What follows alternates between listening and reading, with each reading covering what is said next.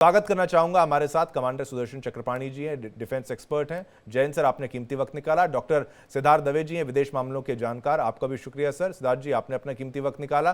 पूर्णिमा नाथ जी हैं, पूर्व सदस्य रिपब्लिकन पार्टी, आपका भी शुक्रिया मैम। संदीप मिश्रा, रणनीतिक सलाहकार, वो भी हमारे साथ है। और एस के दत्ता जी भी हमारे साथ इस वक्त हैं। एस के दत्ता जी, आपका भी बहुत बहुत शुक्रिया, आप सभी ने अपना कीमती वक्त निकाला। लेकिन चक्रपाणी जी, चलिए सबसे पहले शुरुआत आपसे ही कर लेते हैं।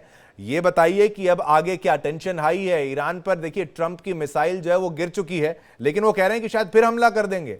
अगर यहां से हमला, उधर से हमला, यही चलता रहा फिर तो खत्म हो जाएगा। या तो ईरान जाएगा, या तो इसराइल जाएगा, या फिर अमेरिका के लिए मुश्किलें बढ़ेंगी। रूस कहेगा कि मैं भी इन्वॉल्व हूंगा, पर इन्वॉल्व कितना होता है या फिर ये सब ड्रामा चल रहा है, ये समझना महत्वपूर्ण है।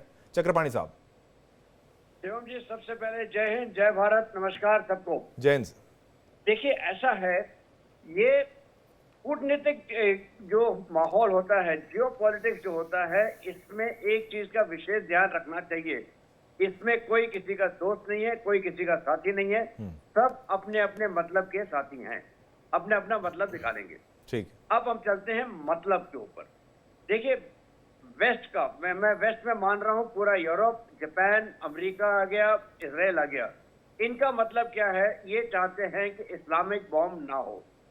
इस्लामिक बॉम्ब का सबसे पहले किसने की थी पहल? एक्चुअली स्टार्ट किया था ईरान ने, उसके बाद पाकिस्तान। ईरान तो हर बार धमकी देता घूमता है कि हम इस्लामिक बॉम्ब को, इजराइल को खत्म करेंगे, और रोज हर दूसरे तीसरे दिन तो आ ही जाती है ये धमकी। तो इजराइल के लिए ये एक तरह से जिंदगी और मौत का सवाल है, अगर ईरान के पास इस्लामिक बॉम्ब आ जाए या बॉम्ब आ जाए। कई लोग कहते हैं कि इजराइल, क्या ईरान के पास बॉम्ब है? बॉम्ब ना भी हो, लेकिन अगर उसके पास न्यूक्लियर मटेरियल, यूरेनियम, उसको उसने 60% से ज्यादा अगर प्री प्रोसेस करके उसको प्यूरिफाई कर लिया है, तब तो उसके पास वेपन ग्रेड यूरेनियम है, बॉम्ब कभी भी बन सकता है। तो ये तो एक सबसे बड़ी समस्या है जहां तक वेस्ट का सवाल है। बिल्कुल। जहां तक ईरान का सवाल है, उसके लिए एक ही चीज है, इजराइल को नष्ट करना।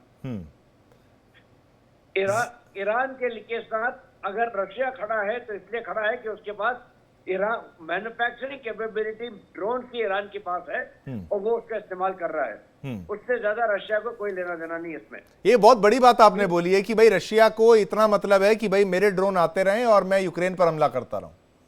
करेक्ट, उसे और कुछ लेना देना नहीं है। उसने एक समझौता जरूर साइन किया था जिसमें कहा था कि हम एक दूसरे के स्ट्रेटेजिक पार्टनर हैं, लेकिन रीसेंट स्टेटमेंट अगर आप देखें, उसने कहा है हम स्ट्रेटेजिक पार्टनर हैं, हमने कोई म्यूचुअल डिफेंस ट्रीटी नहीं साइन की है। ये एक बहुत इंपॉर्टेंट पॉइंट किसी वो रेज किया गया था। चीन को देखिए, चीन ने प्रॉमिस किया था $400 बिलियन मैं लगाऊंगा ईरान में कि आप मुझे तेल दे दें, मैं आपकी को ये करूंगा। उसने 4 भी नहीं लगाए, लेकिन तेल ले रहा है ईरान से। चाहे चीन को चाहिए है कि मुझे तेल मिलता रहे, कहीं से भी आए, लेकिन और मेरे सब कुछ चलता रहे। बिल्कुल। वो ईरान के साथ, देखिए, चीन के जो नागरिक हैं सब भाग चुके हैं चीन से, ईरान से।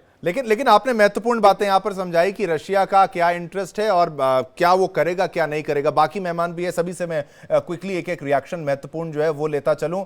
अब दवे जी, मैं आपके पास आना चाहता हूं। दवे जी, आप मुझे बताइए, अब ये एस्केलेट होगा या नहीं होगा? रशिया भी कह रहा है कि न्यूक्लियर वॉरहेड देने की बात तक यहां पर सामने आ गई, तो देना होगा तो देंगे, विदेशी ताकतें जो है वो देंगी।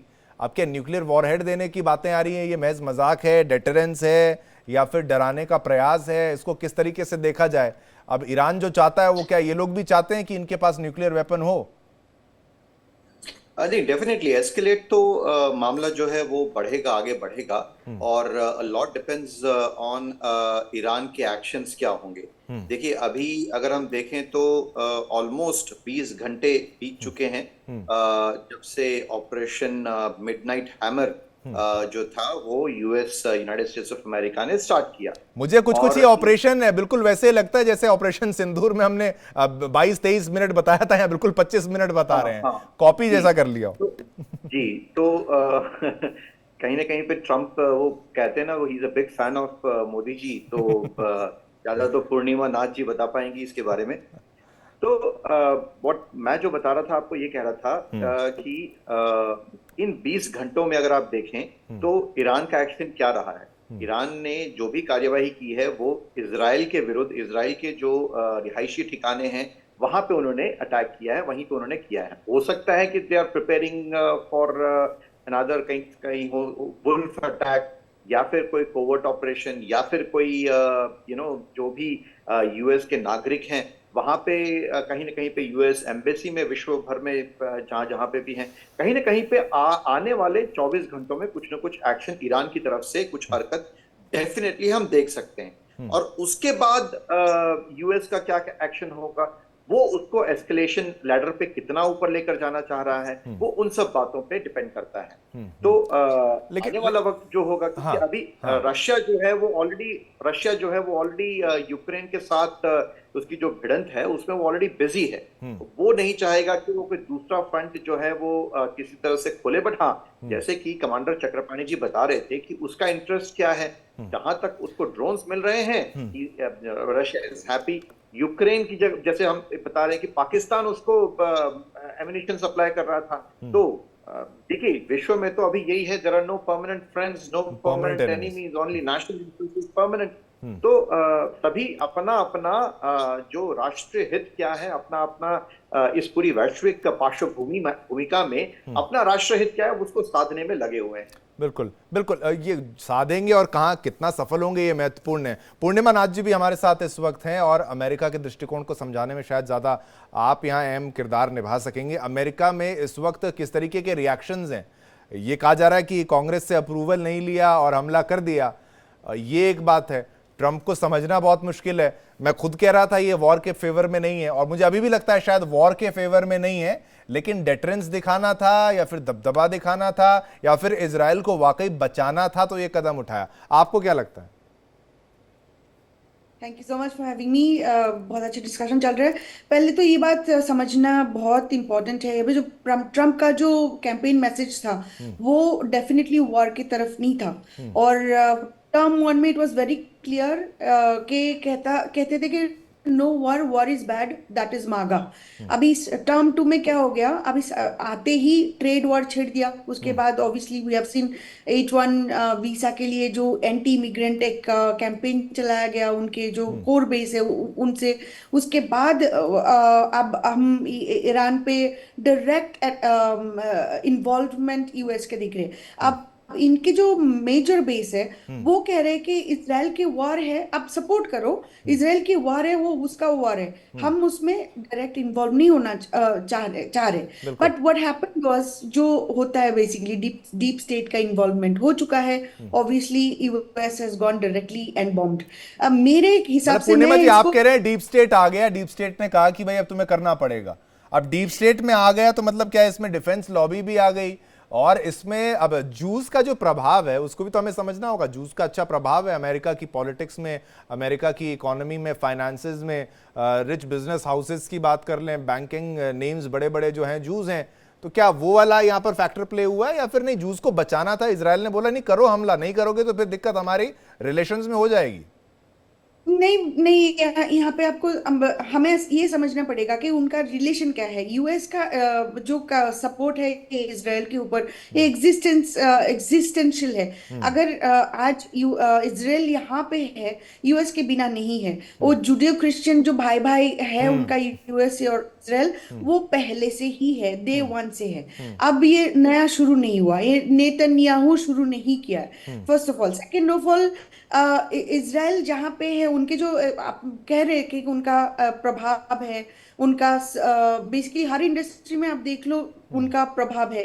This is not something that anybody can deny, there is nothing to be denied about it. तो ये मेरे हिसाब से इजराइल का right to existence is very important. मैं सपोर्ट करती हूँ, और जूस का भी एक लैंड होना चाहिए, ये भी सपोर्ट करती हूँ। बिल्कुल पूर्णिमा नाथ जी, ये आपने जो बात कही, आपके पास भी आता हूँ, बाकी मेहमानों के पास क्विक क्योंकि काफी समय है, सभी को पॉइंट में दूंगा रखने का मौका। लेकिन आपने एक महत्वपूर्ण बात रखी कि ये आज का रिश्ता नहीं है, ये रिश्ता पुराना है और रिश्ते को समझना भी जरूरी है। लेकिन संदीप मिश्रा जी, अब आपके पास पहले, फिर दत्ता साहब आपके पास आऊंगा 1 to 1 करते हुए। ये मुझे बताइए संदीप जी, अगर हम यहाँ पर देखें तो बेंजामिन बेंजामिन नेतन्याहू को हम इग्नोर नहीं कर सकते। बेंजामिन नेतन्याहू जो पर्सनालिटी हैं, मैंने जैसे इनके बारे में पढ़ा था, ये भाई अमेरिका में रह चुके हैं, अमेरिका में पढ़ाई कर चुके हैं, अमेरिका में टेलीविजन चैनल्स पर एक रेगुलर नेम हुआ करते थे, एडवोकेट फॉर द ज्यूज। इनके परिवार वहां पर था, अंग्रेजी ऐसे बोलते हैं कि कोई अमेरिकी भी शर्मा जाए इनसे। तो मतलब ये वो बिल्कुल ऐसे, ये लाइक मेड इन अमेरिका जू कह लीजिए, एक ऐसा व्यक्ति वहीं के यहूदी के तौर पर लगते हैं। और इनका इन्फ्लुएंस ना हो डोनाल्ड ट्रंप पर, ऐसा हो नहीं सकता। ये पर्सन टू पर्सन भी वेरी करता है कि नहीं करता है? देखिए, मैं तो ये मानता हूं, मैं पूर्णिमा जी की बात को आगे बढ़ाऊंगा, यह नेतन्याहू पर ही निर्भर नहीं है।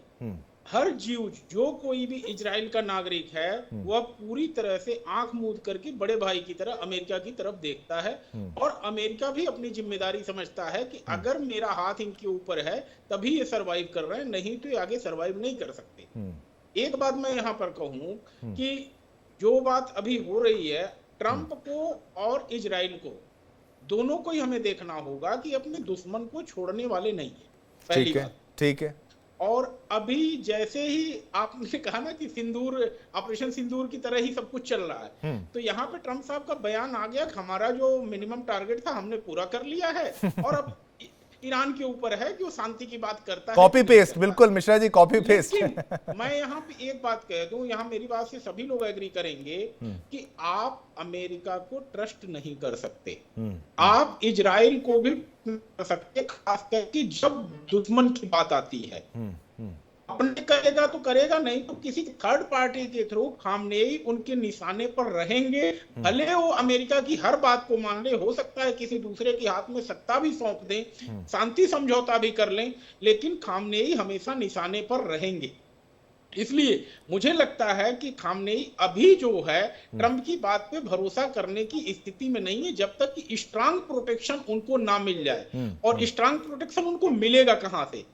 जब सऊदी अरेबिया कुछ कहेगा, यूनाइटेड अरब अमीरात कुछ कहेगा, ये लोग अगर आकर के कहेंगे कि हम गारंटी लेते हैं, तब जाकर के हो सकता है खामनेई सरेंडर की बात पर आए, या ये कहें कि चलो भाई अब चीजें शांति समझौता की बात की जाए। मतलब खामनेई फंस गए, संदीप जी, खामनेई फंस गए आप कह रहे हैं? मैं बिल्कुल फंस चुके हैं। वो अगर मान करके भी बातें एग्री कर लेते हैं तो ना यूएस उनको छोड़ने वाला है, ना इजराइल छोड़ने वाला है, क्योंकि दोनों के दिमाग में जो सबसे बड़ा डर है ना, आपने अपने डिबेट में स्टार्टिंग में कहा, 3 संगठनों का नाम लिया, हूती, हमास, हिजबुल्ला।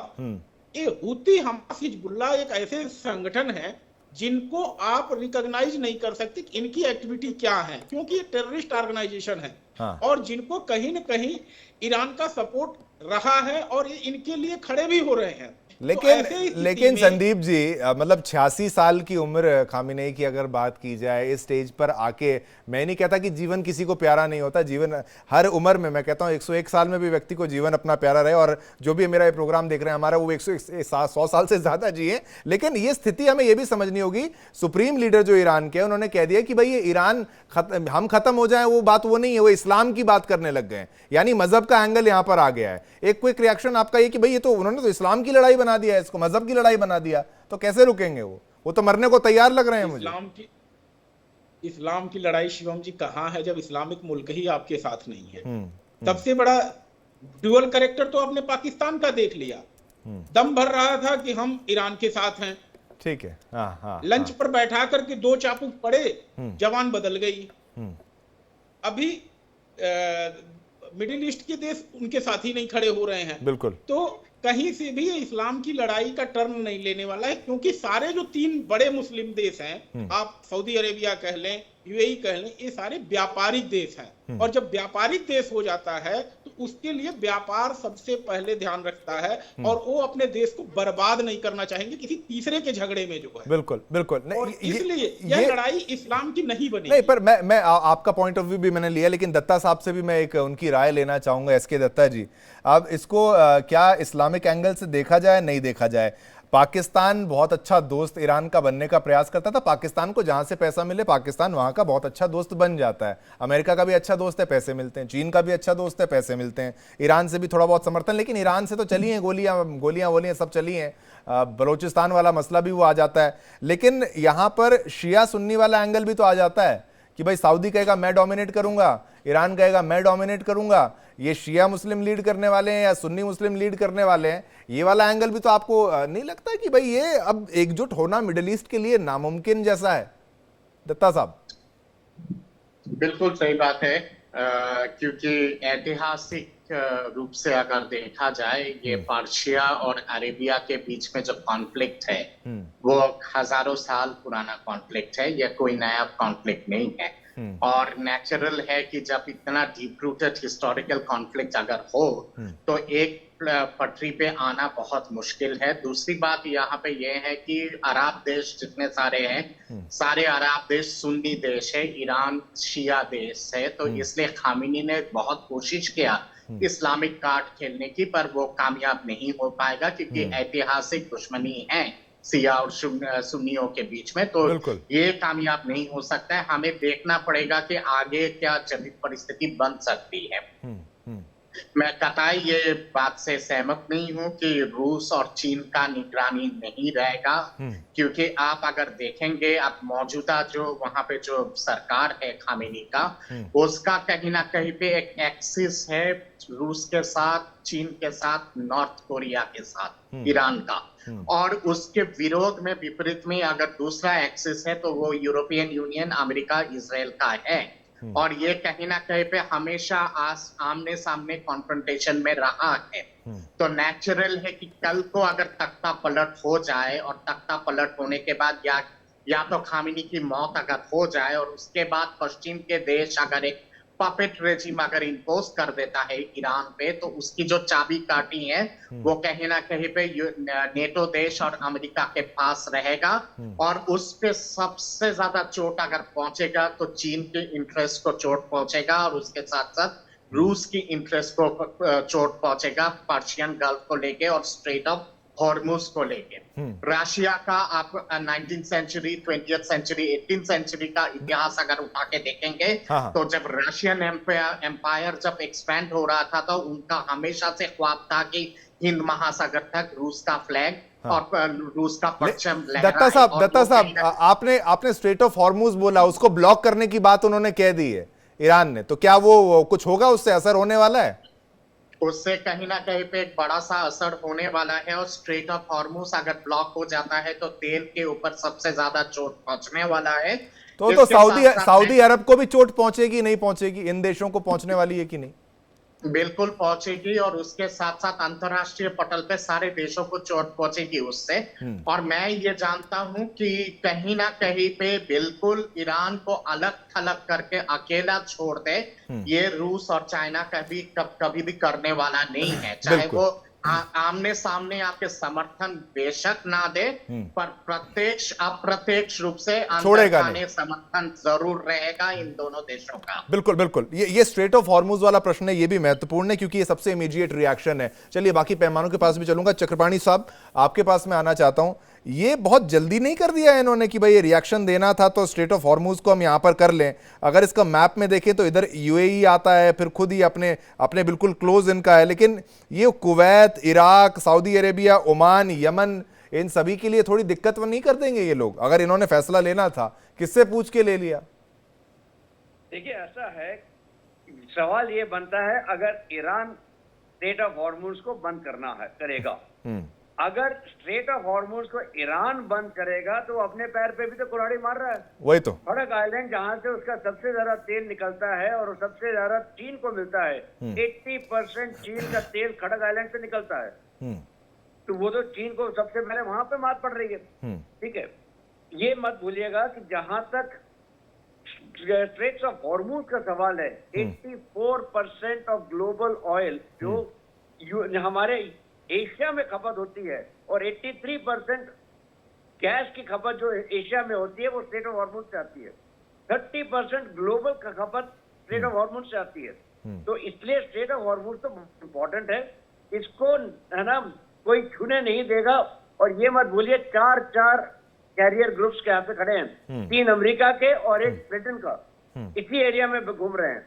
इसी वजह से है कि वो स्ट्रेट ऑफ हॉर्मुज को हमेशा फ्री रखें। अब ईरान क्या कर सकता है स्ट्रेट ऑफ हॉर्मुज में? उसके पास बेसिकली 3 साधन हैं। एक, माइंस, सस्ती चीज है, माइंस वहां पे डाल देगा, अब माइन कहीं भी जाके वो किसी भी जहाज को टच करके फट जाती हैं।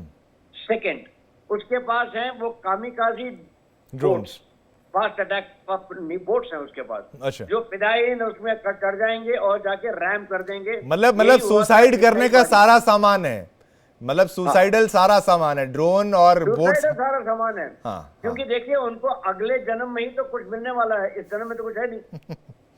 अच्छा, ठीक है। और तीसरा तरीका है उसका मिसाइल और ड्रोन।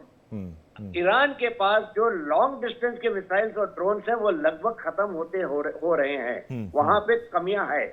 लेकिन उसके पास काफी तादाद में शॉर्ट रेंज वाले मिसाइल्स और ड्रोन्स हैं। ठीक है। और इन्हीं के लिए वहां ये देखिए आप, कम से कम 4 पेट्रियट मिसाइल सिस्टम्स हैं यूएस के बैठे हुए खाड़ी में।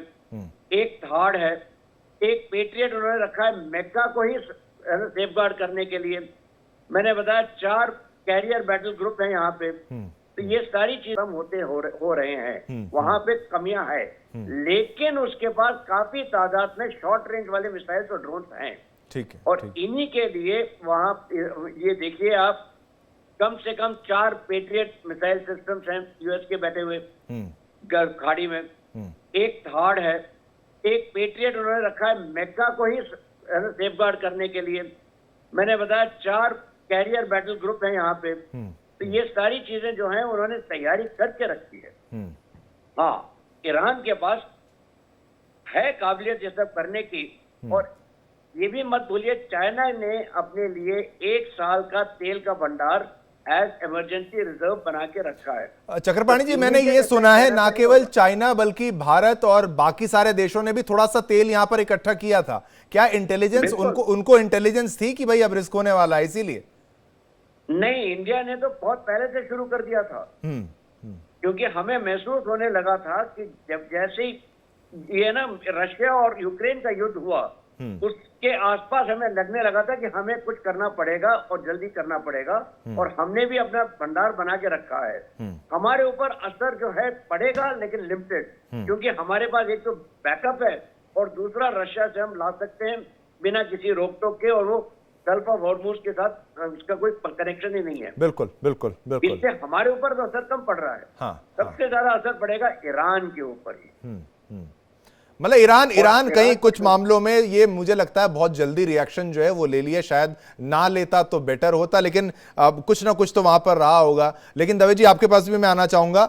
19 ऐसी साइट्स हैं मिडिल ईस्ट की बात की जाए, 40 से 50 हजार पर्सनल, अगर ट्रूप्स की बात की जाए, अमेरिका का प्लेसमेंट वहां पर है। अब नक्शे में मैं देखता हूं तो मुझे समझ में आता है कुवैत में, बहरीन में, कतर में, यूएई में, ओमान में, कहाँ नहीं है। हॉर्मुज तो कितना दूर है उनके लिए, हॉर्मुज तो वो पूरा सपाट कर सकते हैं, वैसे ही वो बिल्कुल इतना करीब है उनके। जी यही जो पूरे का ईरान जो है वो इस तरह से पूरा शिवम जी घिरा हुआ है। अमेरिकन वहां पे एयर बेसिस हैं और अभी जब से ये 12 जून से शुरुआत हुई और उसके जो बाकी एयरक्राफ्ट कैरियर्स हैं वो भी वहां पे आ चुके हैं। और मैं नहीं समझता हूँ कि ये ज्यादा चल सकता है। ये जो हॉर्मुज क्राइसिस है वो भी उसको जल्दी ही मेरे ख्याल से बाय मंडे ट्यूसडे, कल परसों तक जो है उसको निपट जाना पड़ेगा। बहरहाल आपने बीच में बेंजामिन नेतन्याहू के बारे में बताया था और आपके दर्शकों को दो एक बहुत इंटरेस्टिंग बात मैं बताना चाहता हूँ। बेंजामिन नेतन्याहू के जो बड़े भाई हैं उनका नाम है योनी नेतन्याहू। अच्छा। और दर्शकों को याद अगर है कि जब युगांडा में ईदी हाईजैक करके उसको एंटेबी जो कि युगांडा की राजधानी है, जब तब ईदी अमीन का ही वहां पे एक राज हुआ करता था। तो उस ऑपरेशन को जो है वहां से लीड करने के लिए उन्हीं के भाई योनी नेतन्याहू, जो कि सयारेत मक्कल यानी कि जैसे हमारी दवे जी आपके पास आते हैं, आपका थोड़ा सा वो हेड थे। दवे साहब आपके पास आते हैं, थोड़ा सा आपका वीडियो शॉर्ट हो गया, छोटा हो गया, उसको हम ठीक करते चलेंगे। लेकिन बाकी मेहमानों के पास मैं तब तक आ जाता हूं। एक प्रश्न संदीप मिश्रा जी आपसे पहले मैं लेना चाहूंगा। संदीप जी, ये बेंजामिन नेतन्याहू के बारे में जो प्रश्न है उसका जवाब, ठीक है दवे साहब आपका वीडियो अब ठीक हो रहा है, आप कंटिन्यू कर सकते हैं। ऑनटेबे रेड की बात आप कर रहे थे जहां अपने भाई को खोया उन्होंने, नहीं आपका फिर से वीडियो जा रहा है सिद्धार्थ साहब, एक बार उसको ठीक कर लेंगे, वीडियो ठीक कर लेंगे, फिर आपके पास आते हैं। हाँ मिश्रा साहब, संदीप जी पहले आपके पास अब हाँ, ये अब मुझे बताइए कि ये जैसा कि पर्सन टू पर्सन वेरी करता है ये वाला प्रश्न भी, लेकिन मैं जो प्रश्न मुख्य आपसे था, मिडिल ईस्ट में प्रेजेंस की बात की जाए अगर अमेरिका की, तो काफी सॉलिड प्रेजेंस उनकी वहां पर मौजूद है और कोई भी देश इस स्थिति में नहीं है कि अमेरिका से वो निपट सके। लेकिन क्या इन्वॉल्व अगर बाकी देश हो जाते हैं और अमेरिका, क्योंकि अमेरिका भी बहुत सारी क्राइसिस से जूझता है, देखने में तो लगता है सुपर पावरफुल, लेकिन अंदर से हर देश ऊपर से जो दिखता है अंदर वो बात होती है कि नहीं होती, तो उस दृष्टिकोण से अमेरिका कितना रिस्क लेगा, कितना घुसेगा, कितना लड़ेगा?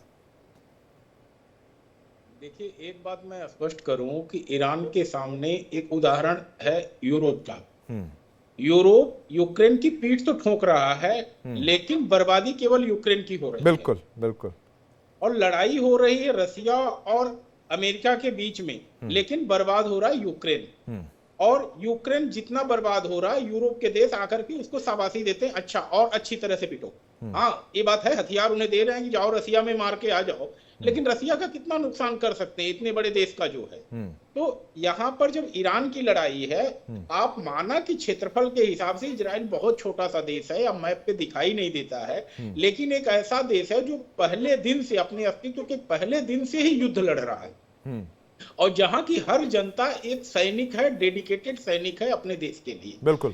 तो ईरान कितना भी अटैक कर लेगा, लेकिन वहां की जान की नुकसान कम से कम कर पाएगा। हो सकता है बिल्डिंगों को नुकसान पहुंचा दिया जाए, एस्टेब्लिशमेंट को नुकसान पहुंचा दिया जाए। लेकिन मिश्रा साहब, स्ट्रेटेजिक डेप्थ तो नहीं है ना इजराइल के पास, ये बात तो एडवांटेज में नहीं है इजराइल के। ये मुझे समझ नहीं आ रहा कि कितना लंबा लड़ सकता है, क्योंकि इतना लंबा अगर लड़ पाता तो शायद अमेरिका इतनी जल्दी इन्वॉल्व नहीं होने वाला था।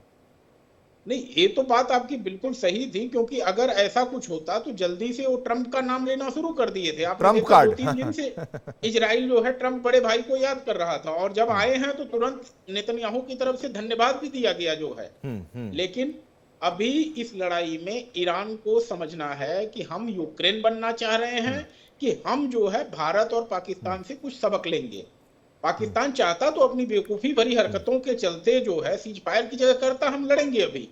और लड़ने में भारतीय सेना क्या करती, और आपने देखा है परमाणु धमकी का भारत ने किस तरह से किया है कि आपके पास परमाणु बम ठीक है, आप हमारे पर 4 मारेंगे, हम आपको 4 मारेंगे, आप पाकिस्तान खत्म हो जाएंगे। तो यहाँ पर ईरान को समझदारी से परिचय देना है कि आप क्या बिजनेस करना चाहते हैं, आप क्या अपने देश को स्टेब्लिश रखना चाहते हैं या दूसरा यूक्रेन बनाना चाहते हैं। इस दबाव में कि हमारे खाड़ी मुल्क के देश क्या कह रहे हैं, हमारे अरब देश के लोग क्या कह रहे हैं, बिल्कुल, या बिल्कुल। फिर मुस्लिम हमारे जो देश हैं जिसका हम लेकिन समझदारी दिखाना और मजहब की लड़ाई लड़ना, मुझे लगता है ये दो विपरीत बातें हैं कि उनको समझ पाना अब मुश्किल यहाँ पर नजर आ रहा है। पूर्णिमा नाथ जी, आपके पास मैं अब आना चाहूंगा। आगे अमेरिका हमला आपको लगता है और इंटेंसिफाई करेगा, उसकी मजबूरी हो गई है क्योंकि अब और स्टेटमेंट्स आ रहे हैं और शायद एक बार फिर हमला करने का ये भी आ रहा है कि फिर हमला हो जाएगा यूएनएससी की बैठक से पहले। अगर ऐसा होता है तो फिर और एस्केलेट होगा तो ये चढ़ता ही जाएगा, खत्म होने का नाम नहीं लेगा।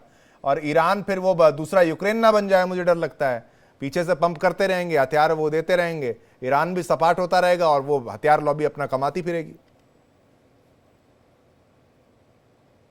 देखिए, हमें एक बात डिस्कशन यहाँ पे हो नहीं रहा है कि ईरान की जो सिचुएशन है फ्रॉम अमेरिकन पर्सपेक्टिव, ईरान में एक अमेरिका बैक्ड रूलर होना चाहिए। ये एस्टेब्लिश्ड फैक्ट है। अब 1953 की जो CIA का कू हुआ था उसके बारे में शायद मुझे पता है कि यहाँ पे डिस्कशन हुआ है, लेकिन वो इसीलिए हुआ था कि बेसिकली वहाँ पे वो एंग्लो जो ईरानियन ऑयल कंपनी है उसको वेस्टर्नाइज करे, नेशनलाइज करे, उसके बाद बेसिकली मोहम्मद शाह को लेके बिठाए थे। सो आपको अगर याद है, डेमोक्रेटाइजेशन जो होता है अमेरिका के हिसाब से, वो इसीलिए तो ईरानियन रेवोल्यूशन हुआ, उसके बाद बेसिकली उसको ओवरथ्रो करके एक मजहबी एक शरिया लॉ एस्टैब्लिश करके आज की जो ईरान आप देखो सिचुएशन आया है।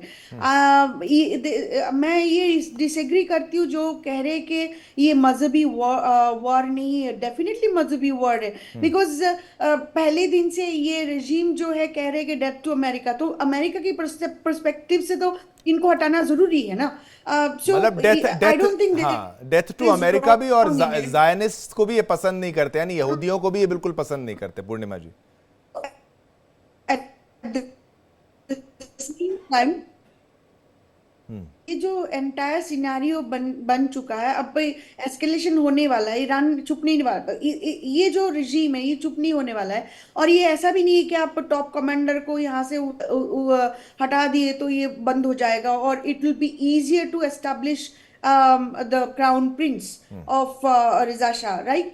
तो यहाँ पे इजराइल को नुकसान बहुत पहुंचेगा। हालांकि Israel actually is a victim state, unfortunately ये लड़ाई में इजराइल को नुकसान होगी। आपने देखा है तेल अवीव का क्या सिचुएशन है, जेरूसलम का क्या सिचुएशन चल रहा है। तो मेरे ख्याल से America, even from A perspective of मागा बेस जो है प्रेसिडेंट ट्रम्प की, वो नहीं चाहते नया वॉर। लेकिन हालांकि ये हो गया, पहले बोलते तो थे कि प्रेसिडेंट ट्रम्प अगर होते तो नया वॉर शुरू नहीं होता, but he is the one who actually started the third war that was not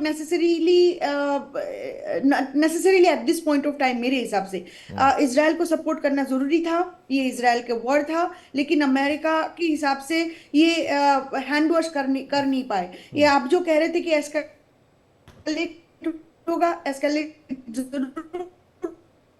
होगा, और ये जो अमेरिका के हिसाब से और भी बहुत कुछ कर सकते हैं। तो ये जो मैं तो सीधा सीधा कहती हूँ बेसिकली ये डिस्प्ले ऑफ है, और ये दादागिरी टाइप ऑफ सिचुएशन चल रहा है। मैं अगर कोई दूसरे देश के हिसाब से देखूं, मतलब किसकी दादागिरी पूर्णिमा जी? इंडिया जो न्यूक्लियर पावर में आर्म कर रहे थे, तब अमेरिका तो पास नहीं कर रहे थे। हाँ। अमेरिका की there is nothing to discuss about it, because India जब न्यूक्लियर पावर में काम कर रहे थे, एम्पावरमेंट में काम कर रहे थे, तब अमेरिका तो सपोर्ट नहीं किया था ना। जब डिक्लेयर हुआ था तब अमेरिका धमकी तो दे रहे थे कि इंडिया के ऊपर सैंक्शन लगाएंगे। तो ये जो सिचुएशन है, इंडिया कौन से, it was the first country, America was the first country who actually bombed Hiroshima and Nagasaki. ये कौन भूलेगा? तो इन द एंड मेरे ख्याल से ये regime change is final goal, और इसी काम कर रहे हो लोग। मतलब ये आपका बड़ा क्लियर है कि रिजीम चेंज वहां पर होए, लेकिन अमेरिका को एक गुड बॉय बताया जाए या बैड बॉय बताया जाए, ये बड़ा एक प्रश्न है कि एग्जैक्टली कैलकुलेट अगर किया जाए, और वो कौन देगा वो सर्टिफिकेट। दत्ता साहब, चलिए मैं आपके पास आता हूं, आपसे मैं पूछ लेता हूं, अमेरिका जो कर रहा है, अब उसको दादागिरी भी उसके काम को बोला जाता है। कुछ उसको कैप्टन अमेरिका बना देते हैं कि भाई नहीं, ये अमेरिका ना हो तो फिर क्या ही हो पूरी दुनिया का, और फिर वरना जो इस्लामिक कंट्रीज हैं वो तो कुछ ना कुछ कर दें यहाँ पर। अब इजराइल भारत का दोस्त है, इजराइल भारत को थैंक यू बोलता है, कहता है हम पूरी दुनिया में हमें परसिक्यूट किया गया, परेशान किया गया, एक भारत था जहां पे हमें बड़े प्रेम से रखा गया और हम सरवाइव कर रहे हैं भारत में। और लेकिन फिर अमेरिका क्या है, फिर अच्छा है बुरा है क्या, मतलब, या फिर उसको दो अलग चश्मों से देखना चाहिए, दो अलग लोगों का पर्सपेक्टिव है? अमेरिका ना ही गुड बॉय है ना ही बैड बॉय है। अमेरिका अगर है तो अमेरिका एक इंटरनेशनल कॉप है, यानी कि एक इंटरनेशनल मिलिट्री जनरल जो अपने मनमानी करता है और अपने हिसाब से दुनिया को चलाने की कोशिश करता है। और इतिहास गवाह है अमेरिका का जो रोल रहा है लीबिया पे गद्दाफी को लेके, या फिर आपका इजिप्ट पे जो रोल रहा है, उसके साथ साथ इराक पे जो सद्दाम हुसैन के साथ रोल रहा है, तमाम जितने, अफगानिस्तान देख लीजिएगा, तमाम जितने सारे देश है, हर देश में अमेरिका घुस के और फिर उसके बाद तबाह किया है सारे देशों को, और फिर अपना पपेट रेजिम स्थापित किया है। अमेरिका का नीति वो है कि American interest is supreme and it is above the interest of any other country. नहीं, पर दत्ता साहब, ये वो अपने सिक्योरिटी के लिए करता है, सेफ्टी के लिए करता है, या बेनिफिट के लिए करता है? ज्यादा किस ओर, अगर आप उस तराजू में अमेरिकन सेफ्टी को रखें, अमेरिकन इंटरेस्ट को रखें, तो कौन सा ज्यादा कम ज्यादा? बहुत सारी चीजें हैं उसमें। आर्थिक बेनिफिट तो डेफिनेटली है, आर्थिक बेनिफिट और फाइनेंशियल बेनिफिट डेफिनेटली है। उसके साथ साथ सामरिक जो एक वर्चस्व है अंतरराष्ट्रीय पटल पे, वो अमेरिका के लिए बहुत महत्वपूर्ण है। और उसके साथ साथ उसकी नेशनल इंटरेस्ट कहाँ पे है, और नेशनल इंटरेस्ट पे किसी भी तरह का चूक ना हो। American national interest is supreme irrespective of the parties, चाहे वो डेमोक्रेटिक हो, चाहे डेमोक्रेट्स हो, चाहे वो रिपब्लिकन। और जहां पे अमेरिकन इंटरेस्ट की जहां बात आती है, वहां पे किसी भी तरह का कॉम्प्रोमाइज नहीं करता है अमेरिका। तो यही मेन वजह है कि जिसके चलते हर जगह पे अमेरिका घुसता है। आप इस मौजूदा क्राइसिस को ही उठा के देख लीजिएगा। ट्रम्प पिछले 2 दिन तक कह रहे थे कि 2 हफ्ता का समय दे रहा हूं मैं बातचीत के लिए और बातचीत के माध्यम से हाल निकालने के लिए, और उसके बाद 2 दिन भी नहीं लगा अमेरिका को ईरान पे एक तरह से अटैक करने में। आज अगर देखेंगे तो अंतरराष्ट्रीय पटल पे कौन विश्वास करेगा ट्रम्प की बातों पे, क्योंकि हर बात से तो ट्रम्प मुकर जाता है। सुबह जो बोलता है शाम के समय वो पलट जाता है उस बात से। लेकिन आज जो महत्वपूर्ण होगा कि संयुक्त राष्ट्र के, यूनाइटेड नेशन के सिक्योरिटी काउंसिल पे किस तरह का बात होता है और कौन सा देश किस तरफ अपना पक्ष रखता है, ये बहुत महत्वपूर्ण होगा। उसका वेट करना चाहिए। क्या ऑब्जर्वेशन रहेगा, रशिया का क्या ऑब्जर्वेशन रहेगा सिक्योरिटी काउंसिल पे, उसके हिसाब से मैं समझता हूँ कि आगे की दिशा और गति तय होगी। यानी आज रात दिशा और गति जो है वो तय होना यहाँ पर आज संभावना आपको लग रही है। ये बहुत कुछ होने वाला है आज रात को। ये मैं इसको समझ के चलता हूं। संदीप जी आपके पास मैं आना चाहूंगा, एक रिएक्शन मैं आपसे भी ले लूं, फिर चक्रपाणी जी आपके पास मैं आऊंगा। अब आगे क्या? अब ये जो कह रहे हैं कि भाई आगे की दिशा अब तय होने वाली है, और दूसरा अमेरिका अच्छा है या बुरा है, ये चक्रपाणी जी आपसे भी सवाल रहेगा, लेकिन मिश्रा जी पहले आपसे। अमेरिका को दादा दादा बोल बोल के मैं वो सुन के मैं भी थोड़ा थक गया कि भाई दादागिरी है, लेकिन एग्जैक्टली है क्या? एक शक्तिशाली देश होना भी क्या गुनाह है? यानी फिर तो अमीर होना भी गुनाह है, कैपिटलिस्ट होना गुनाह है, और कम्युनिस्ट होके भी कुछ देशों ने कैसा किया है नहीं किया है। ये तो आइडियोलॉजी बेस्ड थॉट प्रोसेस है। मतलब इज अमेरिका टोटली रॉन्ग या फिर इज अमेरिका टोटली राइट, ये भी नहीं, या फिर अमेरिका वो कर रहा है जो उसके हित में है? मिश्रा जी।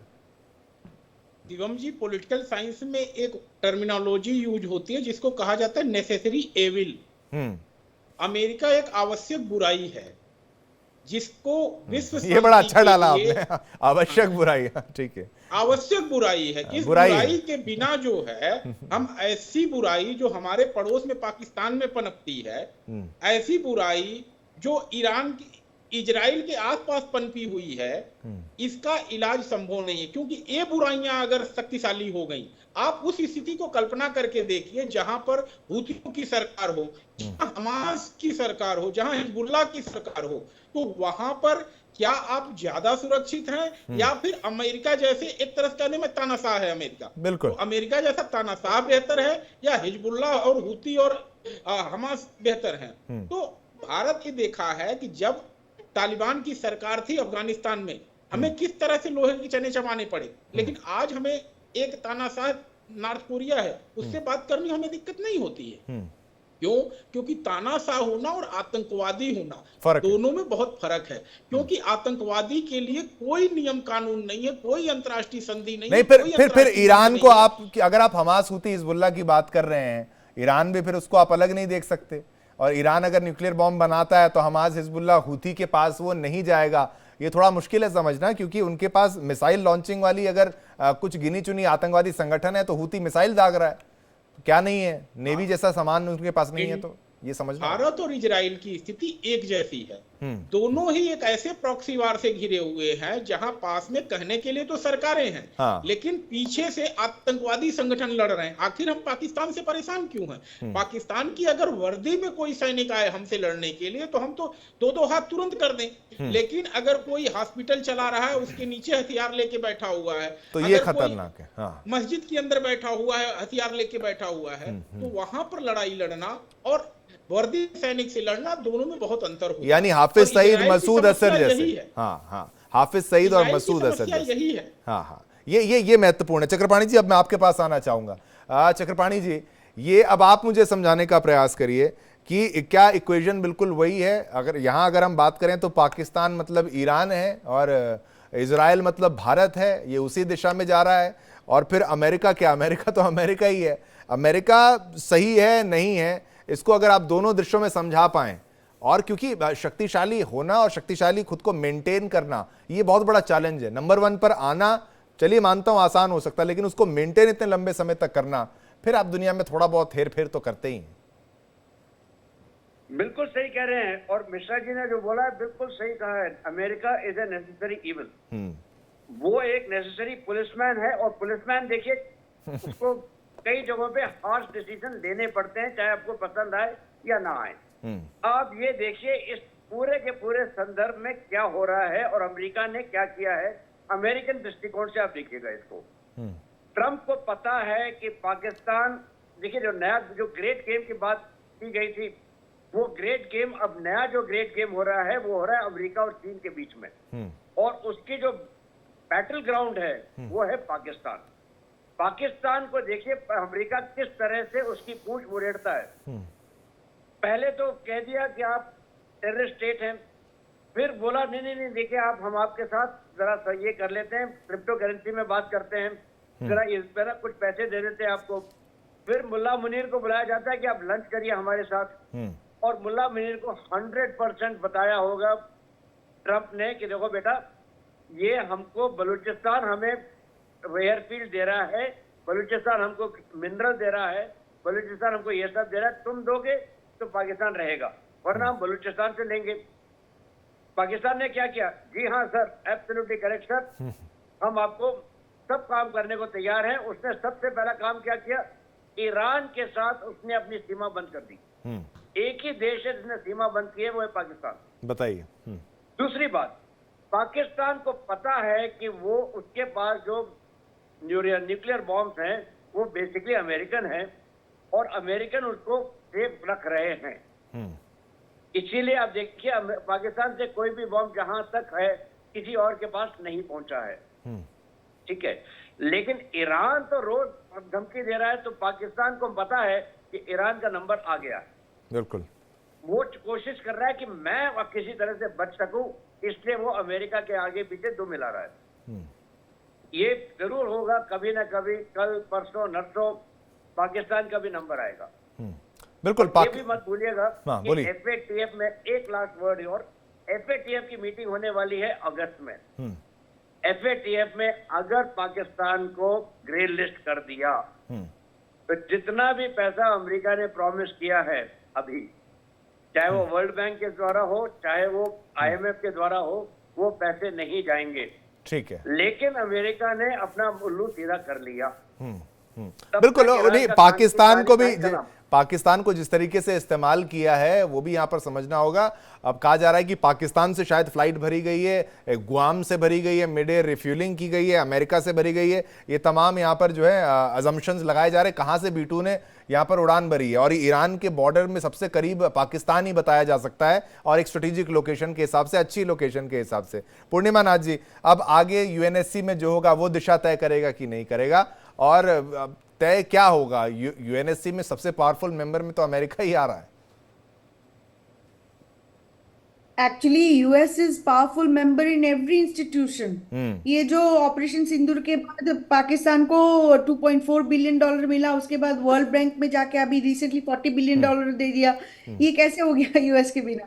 तो ये पाकिस्तान को इस्तेमाल करता है। पाकिस्तान तो मैं सीधा सीधा कहती हूँ कि भिखारिस्तान है, उसको कहीं पे भी पैसा मिल जाए वो डांस करने लग जाते हैं उनके सामने। इनका कोई अपना कोई अस्तित्व थोड़ी है। वो पाकिस्तान को तो अमेरिका डे 1 से सपोर्ट कर रहे हैं, और it is being used for American agenda. इनका कोई अपना कोई एजेंडा थोड़ी। ऑब्वियसली वहां पे जाके कह देते कि एंटी हिंदू प्रोपेगेंडा चलाते हैं, तो Pakistan is very dangerous because उनका कोई प्रिंसिपल्स नहीं है। ये आपका कंपैरिजन बहुत इंपॉर्टेंट था। मैं क्षमा चाहूंगा लेकिन समय इतना ही था। जिस तरीके से हर किसी ने अपनी राय को रखा, बहुत महत्वपूर्ण। पूर्णिमा जी बहुत शुक्रिया, मिश्रा जी बहुत धन्यवाद, दत्ता साहब आपका भी बहुत बहुत शुक्रिया, चक्रपाणी जी हर बार की तरह आपके डिफेंस एनालिसिस के लिए भी बहुत बहुत शुक्रिया।